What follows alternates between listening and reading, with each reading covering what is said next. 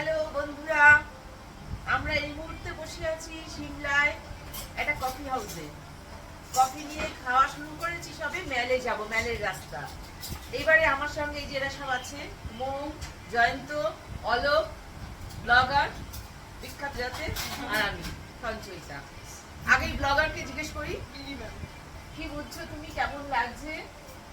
ভালোই আর লাগছে। এই ট্যুরে তুমি কতটা কি করবে বলো।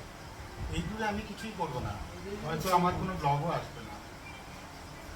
কারণ কথা হচ্ছে এই ট্যুরটা খুবই হচ্ছে এলোমেলো ট্যুর আর স্পন্টেনিয়াস, মানে মুহূর্তে মুহূর্তে আমাদের ডিসিশন চেঞ্জ হচ্ছে এবং বিভিন্ন লোকের দ্বারা আমরা প্রভাবিত হচ্ছি, সরকারি নোটিশের দ্বারা প্রভাবিত হচ্ছি।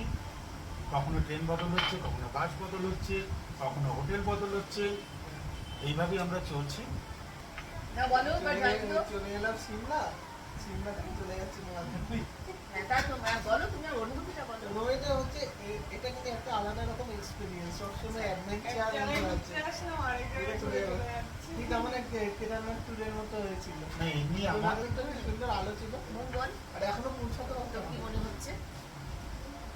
আচ্ছা, তার মানে কি সবচেয়ে বড় কথা হচ্ছে মানসিকতা। আসলে বেড়াতে বেরিয়েছি, আমরা আনন্দ করবো, সে যেখানেই যাই না কেন। আমরা সিমলা যাই, আমরা হিমালয় যাই, আমরা নেপাল চলে যাই, ভুটান চলে যাই, কোথাও না যাই, পাশের যদি পাশের মাঠটাতেও যাই, তবু সে আনন্দের মানসিকতাটা নিয়ে গেলেই আমার মনে হয় সেটা খুব ভালো লাগে সবার কাছে।